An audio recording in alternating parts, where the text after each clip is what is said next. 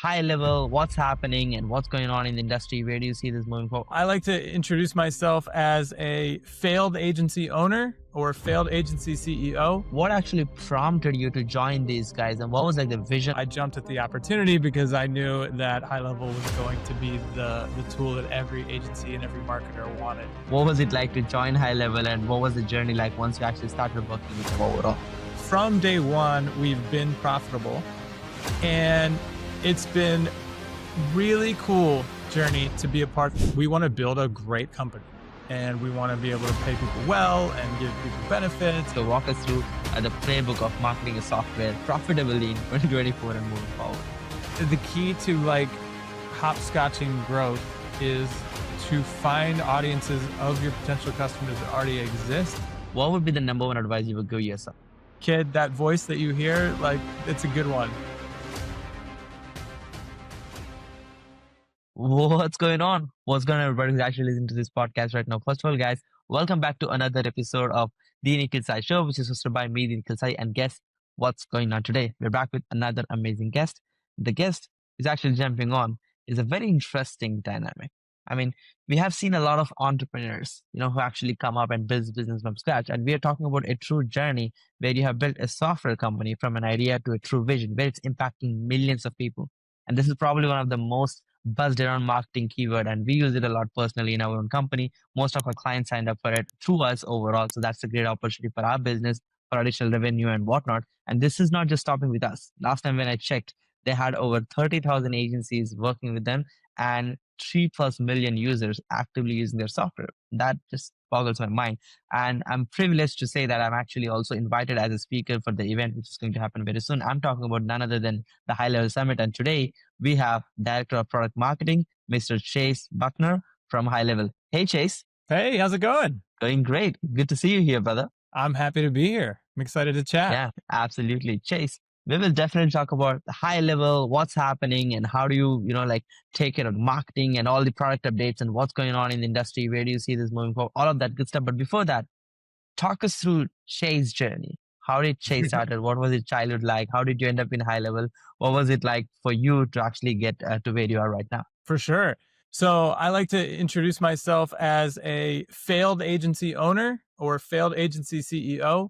I was a successful agency COO. And in that agency, we were actually one of the very first high-level customers. And so when we found the product, I spent about a month just sort of building out SOPs for our team so that we could start onboarding our clients into high level moving forward. And during that process, I was working pretty closely with Varun and Sean. Through that process, it was kind of like, hey, all of our customers are going to want these types of things that you're creating. Would you consider joining the team? And so I jumped at the opportunity because I knew that high level was going to be the tool that every agency and every marketer wanted. So yeah, my journey to high level, and it's been everything I imagined it would be, to be honest, since that day.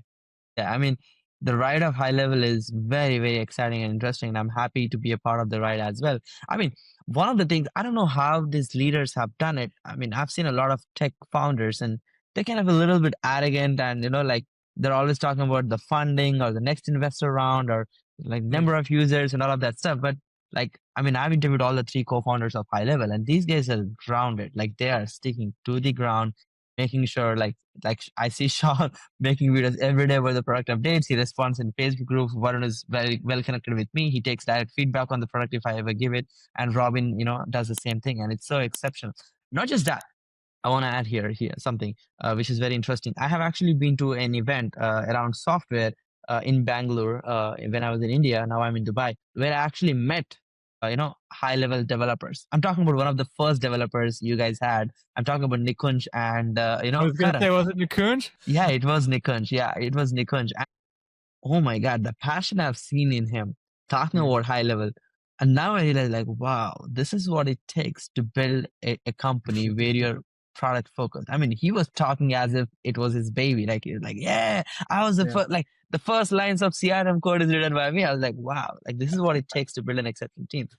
So tell me, like, what actually prompted you to join these guys, and what was like the vision like? What was your thought process? So, failed agency, you're good at operation, but why did you even decide to come to this route of like, getting into the role which you are in right now? Yeah, so I it was it was pretty interesting, right? Because I think agencies that get to like the seven-figure mark, like we did, we were doing Mm-hmm. about 88,000 a month, I think, when I left the team at the agency. Mm-hmm. I think a pretty classic part of that journey is you get to a point with your clients where you're like, we can only hit a certain level of results because we are using so many different tools and tying them together. If we could have a tool where this was all in one place, we could take things even further. Should we build that tool? And I think a Mm, lot of agencies ask themselves that question at some point. yeah. And we were primarily a WordPress shop, so we built thousands of WordPress sites for clients over the years. And our dev team were all WordPress devs, and they were smart and humble enough to say, "We are not full stack developers. You guys have no idea what you're talking about building this all-in-one marketing tool. It's going to cost a Mm, fortune, and we don't have the expertise to do that. This is a bad idea." mm, And so, luckily, we heeded their advice, and we did not do that. But we went out looking for a tool, right? Like, surely somebody has to be working on this. And we mm, actually did find a tool that was sort of the same premise of high level. And so we actually set it up for a couple of clients, and it was very buggy. It wasn't working very well. And I was like, I don't know if this is a good idea. I don't know if we can fully invest in this.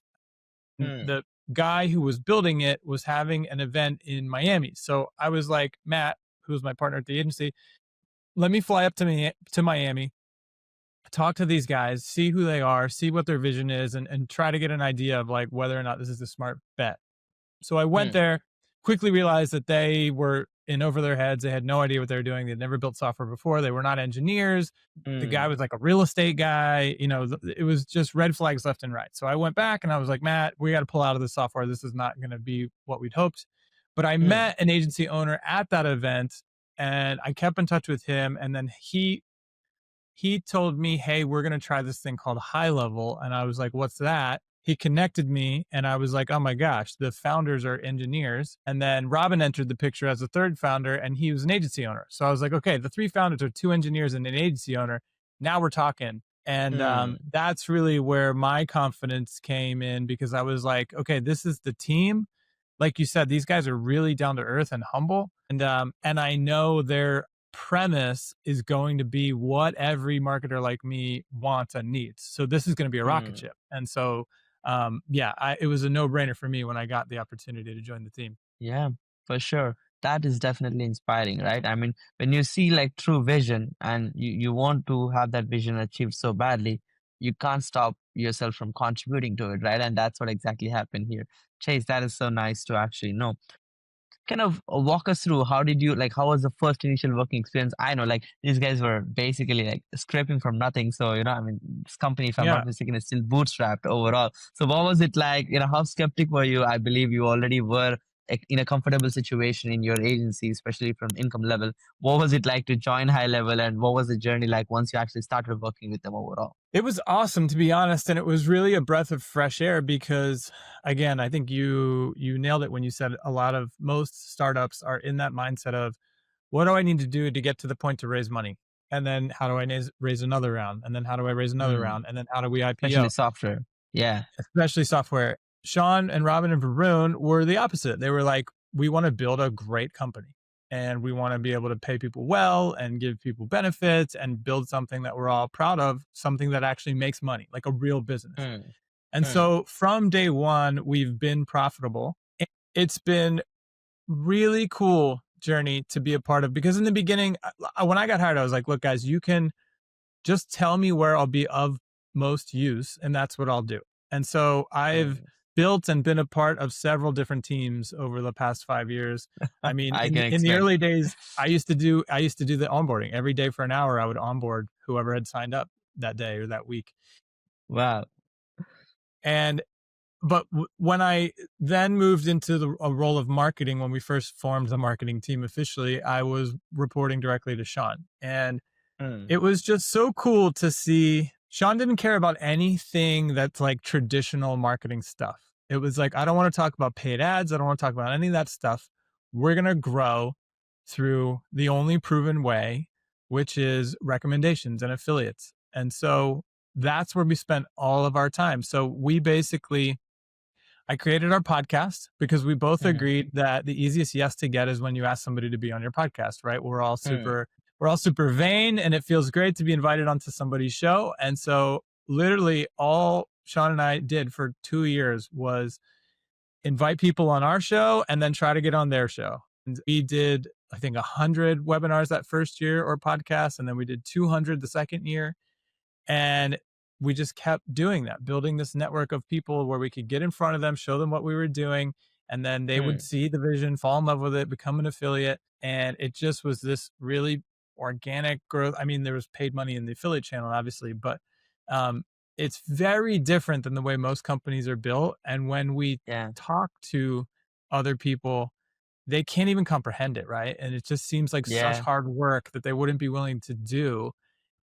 And yeah, it's the truth, right? It's just hard work of outreach. Can we do a webinar together? We'd love to have you on our show. By the way, can we show you what we're up to? And it was just hundreds and hundreds of those conversations that created the growth. yeah. What a hustle, brother. That is so, so, so interesting. I mean, the traditional software, like people who are listening, they might already know, which is raise money, know your lifetime value, make sure that your CAC is Hack, closer to no lifetime value, and ads, then just like it's pump ads. all Yeah, that.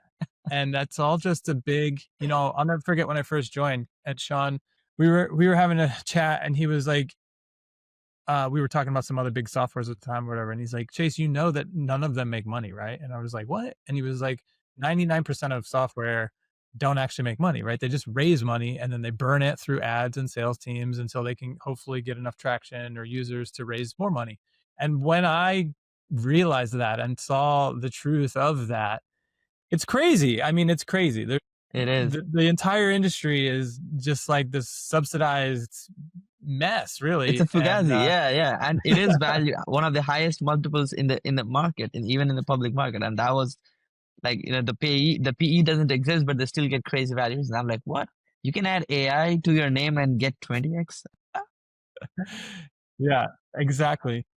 So You can it's call been your really company software, yeah, and it's get been really 10x. amazing to be a part of a team that has built a company to the size that we're at, Mm, bootstrapped profitably, and yeah, we like to, we're not just a unicorn, we're a, I forget what they call it, like a centaur or something, where it's like you do a certain amount of revenue, but you're also profitable. And there are only like, I profit. don't know, I think like Yeah, 50 yeah. companies in the world or whatever that meet the criteria. Yeah, yeah. I mean, there's all sort of crazy names in the startup, especially SaaS startup ecosystem. We can't keep up with the new names coming up, but a unicorn is like a definitely buzzword overall. I think you're more of a profit con, billion-dollar profitable company. That's very rare in the That's software the real industry goal, for right? sure. Exactly. Yeah, love that hustle. I mean, it's so astonishing to see what you guys have achieved and following the first rule of entrepreneurship, using what you have. You have the passion for the product and you could build the product, and that's what you've done. You talked about it, you built it, you talked about it, you built it by taking feedback. I mean, there's the feedback you guys have, the loop in high level ecosystem. I love that overall. I've never seen that type of feedback loop. Like I could mention Sean, like, hey, this is what I need. And he's like, great, added it. I'm like, what? Like, like, how is that even possible? Same with Nikhil. Like, hey, can we get this payment thing? He's like, yep, added it. I'm like, whoa. And it's live in 3 weeks. And they tell me like, hey, it's live now. You could go. I'm like, what?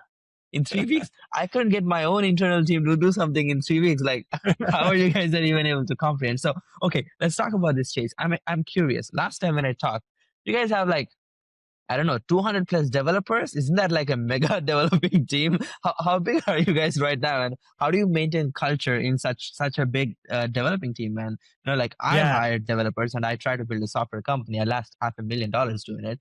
And I know the pain of it, especially when you're not a technical founder, it's just crazy. So I'm curious, how do you guys manage that?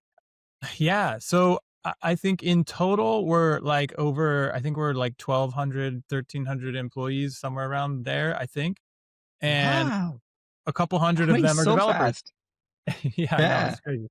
So it's awesome, right? But what we're building is an all-in-one tool, right? So we're really, Mm, when you think about it, 10, 15, 20 software companies in one. And so to really achieve that goal, you need a lot of engineers. So, Hmm. the product set is kind of divvied out around sort of 7 areas, and each of those areas is basically its own software team. And but it has been amazing to see how that team has grown, and the culture that it's grown in and under. And all the credit to Varun and Sean and Robin.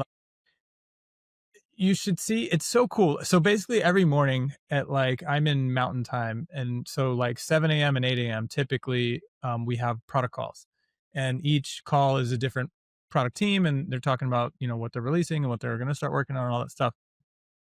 A lot of the conversations get passionate, I would say, right? But I have never in 5 years heard anybody cross a line.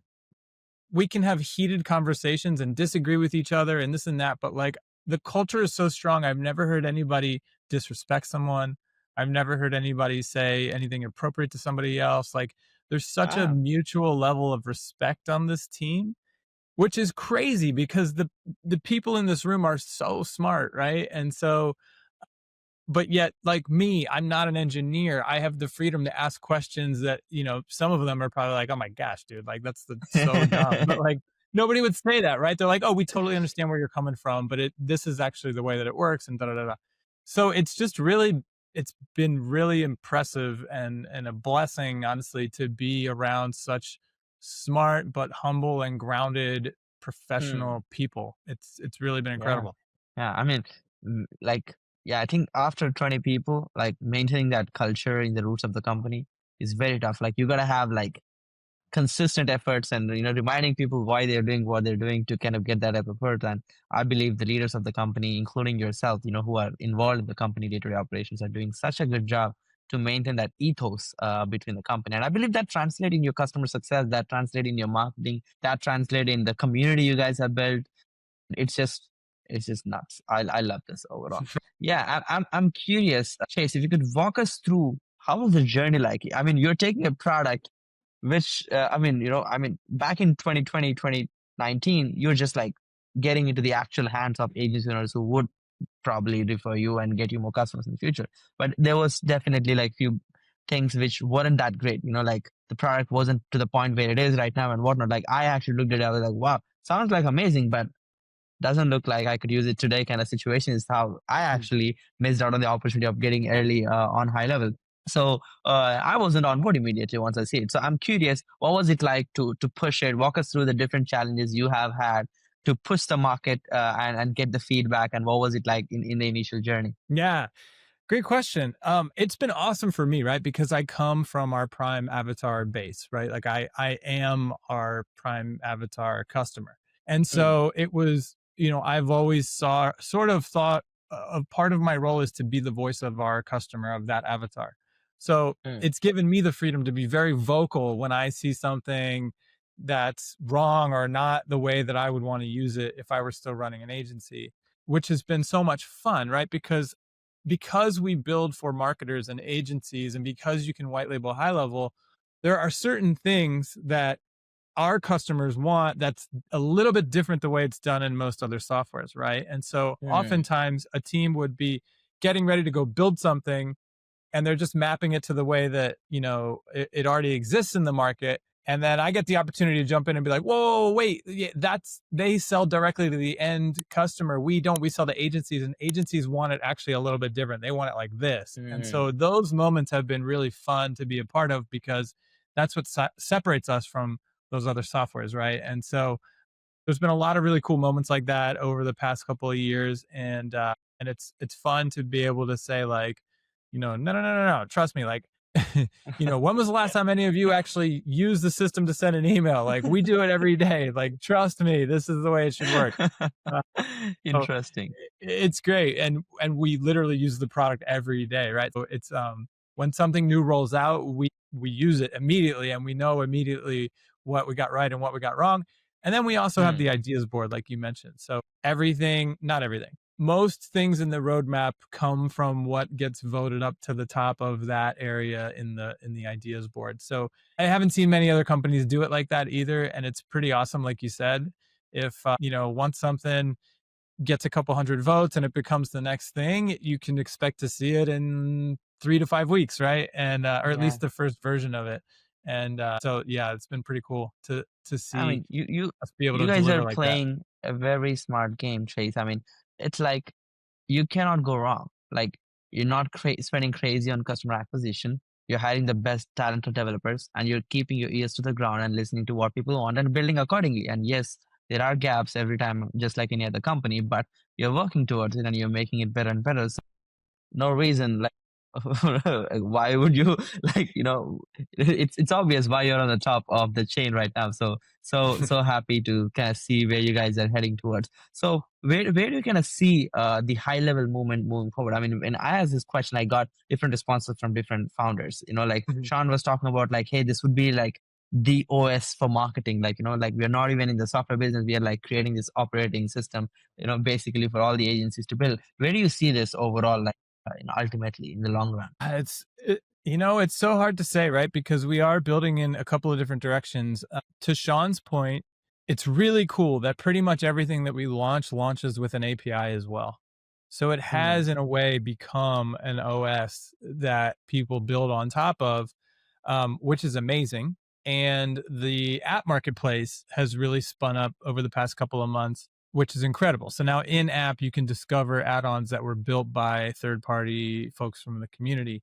And then next, that will open up for the website and the funnel builder so that those builders can start building apps or, let's say, plugins for the website builder. And once that happens, it's basically like a WordPress ecosystem, right, for the builders. And so I do agree with Sean. I think that it will, for a lot of folks, become an OS or maybe like a headless sort of CRM marketing platform, which is amazing.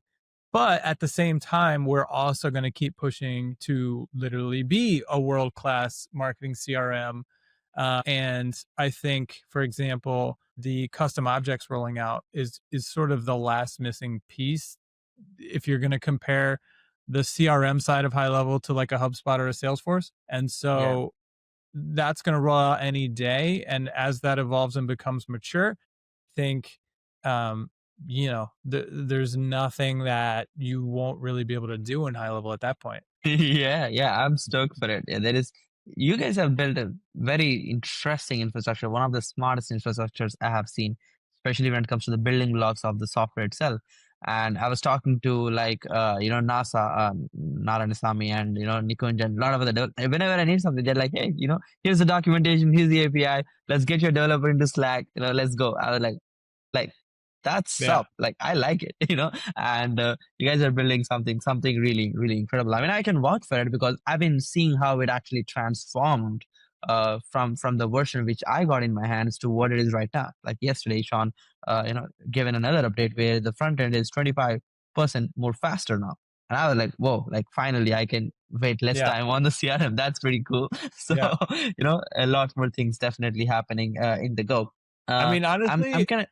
I'm always in awe. I honestly think we got, in a way, so lucky because, again, I'm not an engineer, right? But over the past couple of years, we've hired some amazing engineers, right? We're now taking them from big companies. These are world class devs, and still, every now and then, when I'm hanging out with the devs, I ask them like, "Well, who's the best engineer?" Right? And the answer is still unanimously Varun. So in a way, somehow we got lucky that one of our co-founders is literally one of the best devs in the world. I just every day I'm like, man, it's just crazy. Like, I don't know, because Sean is the first to admit he's the opposite. He's like, I'm not even allowed to touch the code anymore. Like, I'm not a very good Yeah. engineer.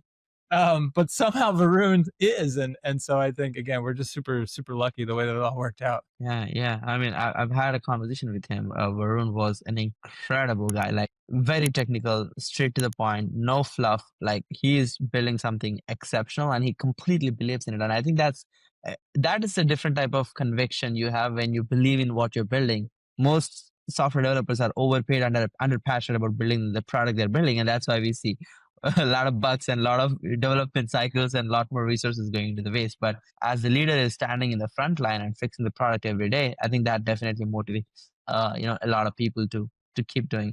Definitely. Chase, walk us through a few strategies which can actually work for software companies to go the untraditional, like not very traditional route to actually acquire customers. I mean, you're given away the playbook a little bit, which is talking to partners, getting them to do affiliate. You talk about your product on that podcast and doing a podcast swap and whatnot. But what else? I believe podcast swaps can definitely get you a momentum, to go from 0 to 1. But now you guys have like what, millions of users, using the platform. So I assume there is something else which we haven't seen. So walk us through the playbook of marketing a software profitably in 2024 and moving forward. I mean, I think I'll double down on the first answer. No matter what your Mm, business is, the key to like hopscotching growth is to find audiences of your potential customers that already exist and get in front of those mm, audiences, right? So people that run Facebook groups in your industry, people that run podcasts in your industry, these folks already have the reach that you're trying to get. So you need to mm, figure out how to get in front of that leader and do something together so that they're willing to put you in front of their audience. And again, for us, the easiest way to do that is for you to create your own show and invite them on because they're going to say yes. And then after you're done recording, we would typically chit chat and say we would love to do something with you in front of your audience, right? And at that point, you kind of have to, otherwise you're a jerk, right? Because we brought you on our show, like you're not going to yeah. bring us on your show, and that works really, really well. And it can work for anybody in any industry, right? Like there are podcasts about everything. There are YouTube channels about everything. Like you just got to Mm, somehow, provide value to the person running that so that they're willing to co-market something with you. And mm, so I think that still holds true as the tried and true tactic that we've proven that takes a lot of time and effort, but it works.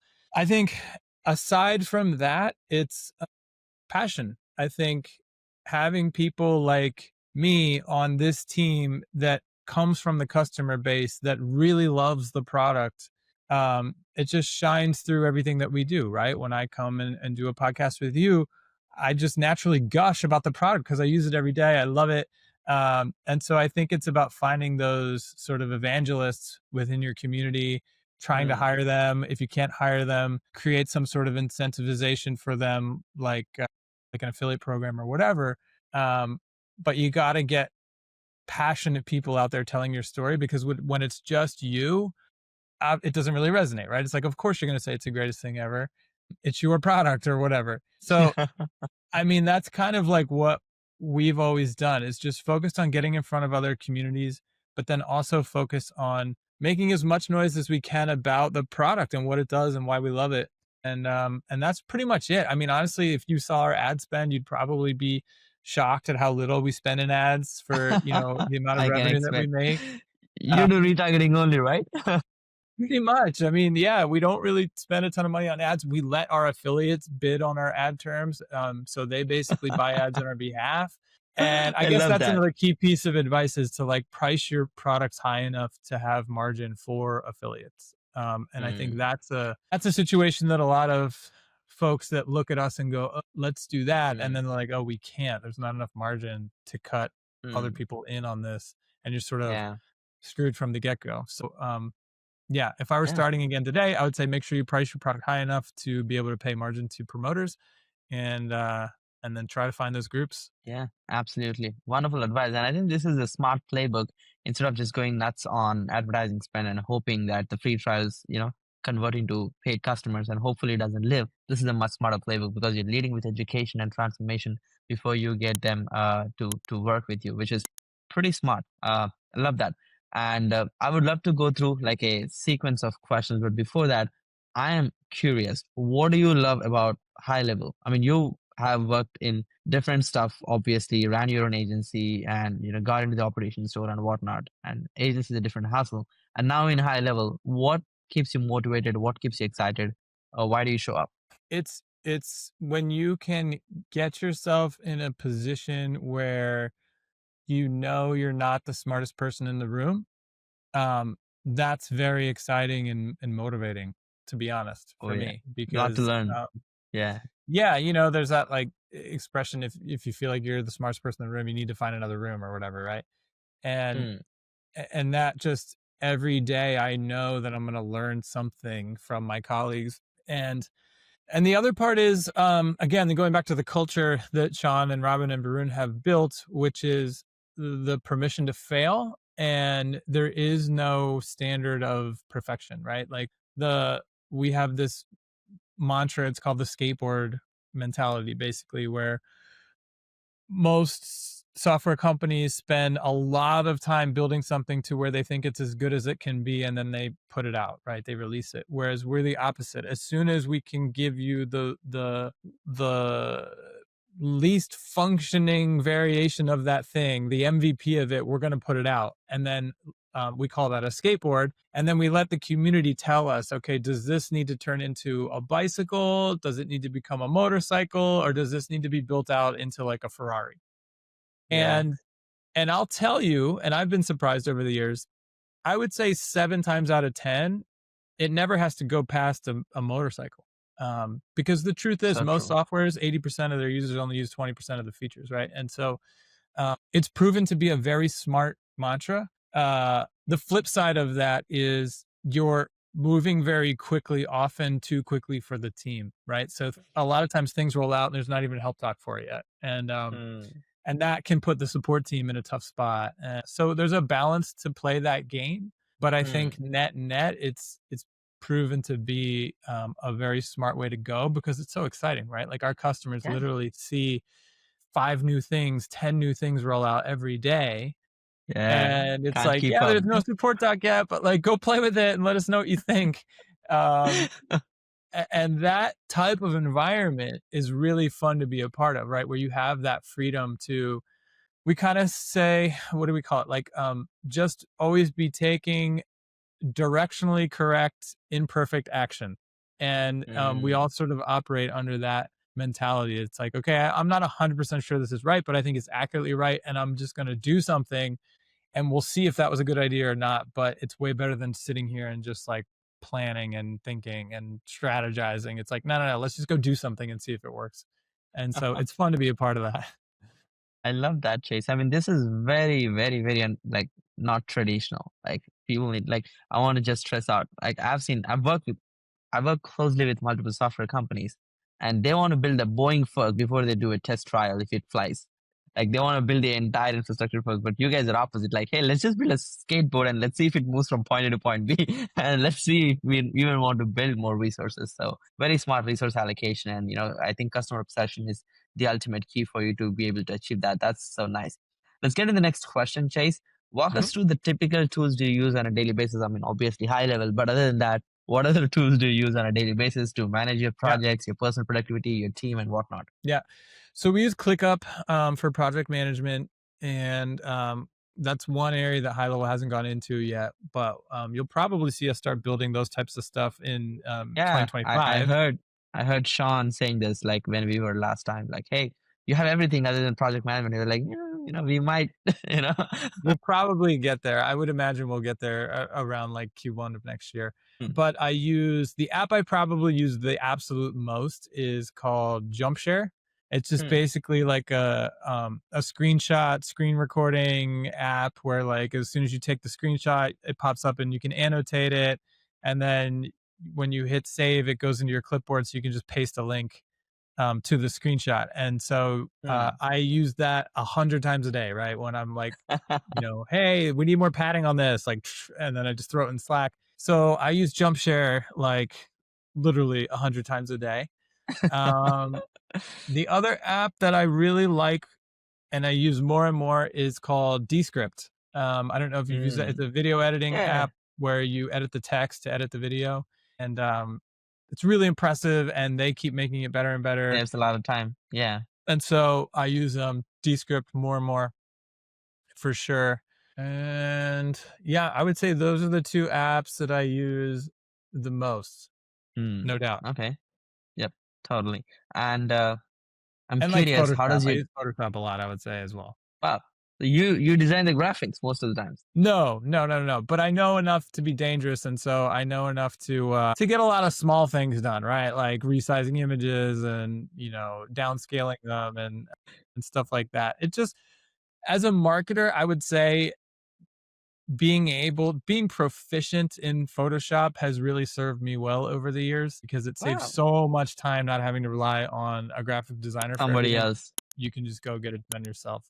Yeah, like if you're having a 2 hour latency to getting an image done and you just have 10 things to be done, that's just like a whole day wasted. You're just waiting on something to happen. So I think that's Yeah. very important and good control overall. I mean, at least a basic one. So let's walk through your average day, Chase. Walk us through like when do you wake up, when do you sleep, what do you do in between? Sure. I typically wake up. Well, I love to surf. So if there are going to be waves, I'll get up at 5 in the morning and I hit the road by 5:30 and I'm in the water around 5:45 and I'll surf for like an hour and a half, and then I get out. If I don't surf, then I take our kids to school at 7, and at 7 o'clock usually starts the first product call. So I'll hop on that, and then there's Hmm. usually another product call right after that. Um, and by that point, I'm home, and I'll probably like take a shower, come back, and start going through email and Slack. So my favorite part of the day is when I first hop into Slack. We have our release channel, our release notes channel, which is the new features or updates that have rolled out that day. Hmm. So that's like Christmas every morning. You get to see what's new, right? And you go through it, and you're like, "Oh my gosh, this is finally live!" And then you go play with Dopamine. it. Yeah. Yeah, it's definitely like a half an hour of like crazy dopamine hits, and then yeah, the first 2 hours from there are usually like going through Slack and answering conversation, following up on conversations and all of that, and then going through email and stuff. And then it's team meetings, one on ones, podcasts like this, webinars and stuff like that, and just trying to we're our team's getting bigger and bigger, and so my job is sort of to do less myself and then just make sure that everybody has what they need to do what they need to do, um, which is actually a bit of a transition to me because you have probably seen a lot of the It'll content go, that I've yeah. created over the years. And so I'm trying to do my best to transition away from like doing it all myself to building a team of folks that do it. And so that's been like the newest part of my journey, is really kind of trying to focus on making that transition. Interesting. Yeah, I mean, I can imagine you might be feeling like, oh, I'm doing less because I'm delegating too much. But we have that go do it approach, right? Like, you just clear things over, get things done, and you hit the record button, do the podcast and whatnot. Now you got to use a team. And I Yeah. mean, I couldn't imagine, I couldn't fathom having 200 employees working on a single software company. That just sounds like a robust. Me either. I don't Yeah, come from a big corporation world, and I never imagined that we would become a big corporation. So it's been a learning experience for sure, of having, to go from being able to just go do it yourself to like, no, actually, you'd most help the company if you could build 10 people that could do this, right? And then just give them what they need to do it at scale. So it's been really a crazy journey, right? And it's yeah. You're breaking all the normal rules of building a software company. Hire expensive developers, create your prototype, and make sure it is perfect before you launch. Raise money, spend a lot on ads. You know, don't go yeah, organic. It doesn't work. You're just yeah, doing the opposite. exactly. I love that. And you're still winning. That's what surprises me. And you're continuing to do that with a good streak. I love that. So, okay, let's talk about this. Chase, if you could go back and talk to 20-year-old yourself, who's probably getting started in career and whatnot, what would be the number one advice you would give yourself? Good question. Okay, so 20-year-old me, you know, I would probably just tell myself, You got this." Because so I went to college to be an English teacher, actually. So when I graduated, I taught high school English for about 2 years, and I just had this like burning feeling inside that I wasn't ready to commit the next 30 years of my life to that career. And so Hmm. I went on a road trip with a friend, and we were going to drive across the country and then from California to Costa Rica. And on that trip, I had to figure out how to make money along the way. And that's when I started online marketing. I got into the field then. Long story short, we got down to Puerto Vallarta in Mexico. My charger broke. I couldn't unplug my computer. And so I was like, I got to order a new charger. And when it gets here, we can keep going. Well, it took 6 weeks for the thing to arrive. And by that point, we had fallen in love with Puerto Vallarta. So we ended up spending the rest of our 6 month trip there. And at the very end of that trip, I met my wife, and I've been here ever since. And part of me was felt like I was sacrificing opportunity by leaving the US, right? I had friends that Hmm. went to San Francisco and did really well out there. And I kind of thought, man, like maybe I made, did I make the right decision and this and that? But I just sort of followed my gut and then look at what played out, right? Not only Yeah. do I work for a wildly successful SaaS company, I get to do it from the beach in Mexico, right? I didn't have to go to San Francisco to make it happen. So I would tell my 20-year-old self, like, hey, kid, that voice that you hear, like, that's a good one. Keep following it. You got this. You got this. I mean, it's interesting.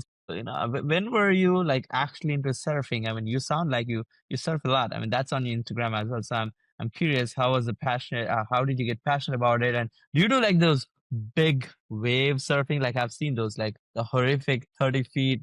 That sounds like No, I'm scared to even think I about that would for a be moment. scared of that as well. Yeah.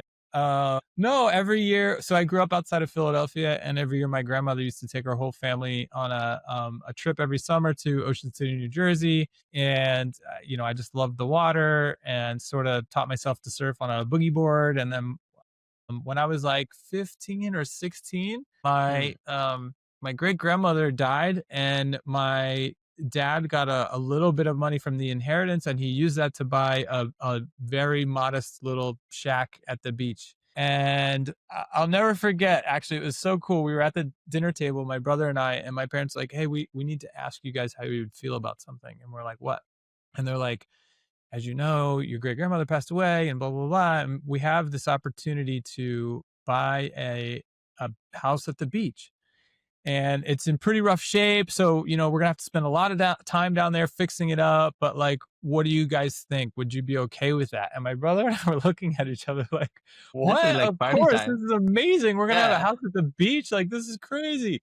And so yeah, I was like 15, I think, when that happened. And so I got to go to the beach a lot. And I think I got my first official surfboard when I was like 15. And yeah, it's just been something that I've loved my whole life. And I'm just so happy that I followed my heart, and it took me to a place where, I can go to surf every morning that there's waves and still, go to work and have a great career. Yeah, I love that. Right time, right place. Lucky to see you here. That was definitely interesting. And if you could point out what would be like the biggest achievements you believe that happened in your career, and what is like the goal for you, the ultimate goal you're trying to achieve? Man, that's a great question and a tough one for me to answer. I think it's funny.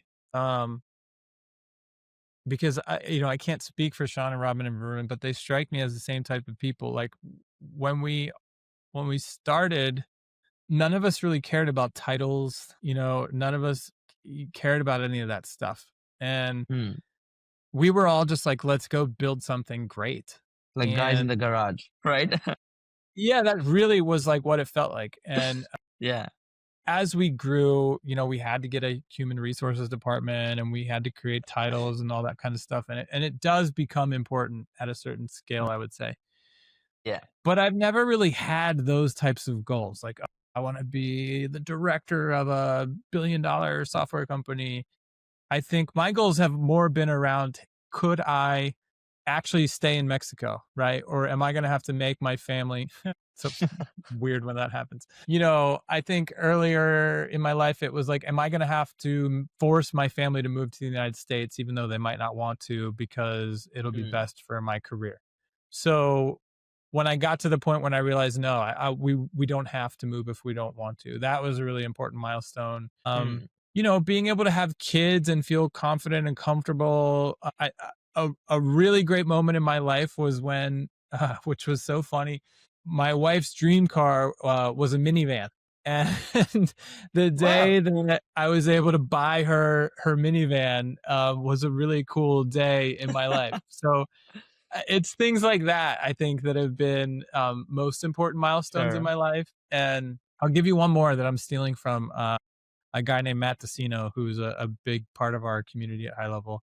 And I Mm. was at an event, and he was talking about this type of stuff. And he's like, my goal is to raise children that still want to hang out with me when they no longer have to. I think he says kind, well adjusted kids that want to hang out with me when they no longer have to. And I always thought that was a really great goal. And I've sort of adopted that as well as a something to Interesting. always shoot for. You know, my oldest son is like he's 11 now. He'll be a teenager before we know it, and if he still wants to hang out with me when he's 16, I'll feel like I'm doing a pretty good job. I mean, that's probably like the biggest goal for most fathers, to be around their children. And, luckily it happens to few and doesn't happen to most. And, I hope the best happens for you as well. So I'm stoked. If you could share one biggest mistakes you have done overall, which Mm. we all can probably avoid and save that mistake for ourselves, what would that be?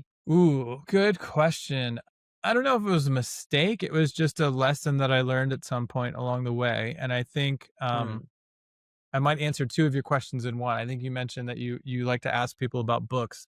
When Yeah. I was running the agency with Matt, um, I didn't know myself and my role. I hadn't spent enough time thinking that through, and then I read that book called Rocket Fuel, which is somewhere on my Hmm. shelf over there. And, Mm-hmm. the EOS method of like visionary integrator. And that book really solidified a lot of things for me. And I was like, I'm an integrator. And we actually have this dynamic, Matt, because you are a visionary salesperson, CEO type. And there are actually some boundaries here that this book really maps out very clearly. And it Hmm. actually empowers the integrator to make the final decision. And that Hmm. was a really important moment for me because it gave me the confidence to speak more strongly about the things that I thought were correct and the way things should Hmm. actually work and the decisions that we were making. And so I wish I'd found that book earlier in my career. And I think a lot of solo entrepreneurs haven't figured out who they are, right? I think there are a lot of integrators trying to build a company on their own when really they Yeah. need to find a visionary to The right partner with. visionary. And the Yeah. faster that they can do that, the more success they're going to have. That's something that I talk about a lot when I give talks these days is to figure out who you are as fast as possible, because the quicker you do, the quicker you'll realize what your strengths are and what you should be looking for in a partner or an important hire for your business. Yeah, yeah. And I think everybody learns this the hard way. At least most of the people I've actually spoken to, who are multi-millionaire entrepreneurs and whatnot, they realize this lately overall. I have been the visionary all my life and, I was always struggling, I'm so messy. How can I get things to make actually like into actions? And that's when I thought about like, oh, we should build a team who is sophisticated enough to take things and do it. And I shouldn't try to do everything myself. And yeah, it was definitely a game changer. Appreciate you sharing that advice. Well, and that is a big mistake, right? So when I said way back in the beginning that I introduced myself as a failed agency CEO, that's true because that agency, me and my partner were both operators. So you don't want to found a No business with visionaries. the same Yeah. as you because that's a recipe for disaster. So that is a lesson that I learned the hard way for sure. Mm. Great. And now you have a team who has a clear vision. The founders have absolutely a clear vision here, and you got to just supplement there, with your marketing skill set and the enthusiasm you bring to the table. So I'm stoked for that overall. Yeah. Like what inspires you, Chase? Like, why do you wake up every day? What makes you get up and get to work? What's your motivation to live the life? To live my life is, to just keep doing what I'm doing. I think I feel pretty good about where I'm at, living at the beach and all of that. What drives me to wake up and hop on the computer is honestly the tool. I'm in, high level is the Swiss Army knife for any marketer and any Yeah. business. And so just get super excited every day to make it better and better because someday I'll retire and then I'll build a new business and it'll all be built on high level. So I feel like I'm literally like putting time in to benefit my future and everybody else's future along the way. So it's a pretty rewarding thing to get to do. I love that. That's beautifully answered. And I'm curious, the ultimate vision for high level, again, you can just make this answer up. It doesn't need to be perfect. Where do you see this? Are you trying to disrupt the enterprise CRM companies as well in the next 10 years? Is that like the aim, or are you trying to be in the SMB segment or like the, small company segment and be the go-to marketing tool? Like where do you see this tool playing out in the next 10 years? Yeah, for sure. Um, We don't have any plans to compete at the enterprise level. We love small businesses, local businesses, and that's really where we want to play. And we want to be the best tool, the best platform, the best OS for that market.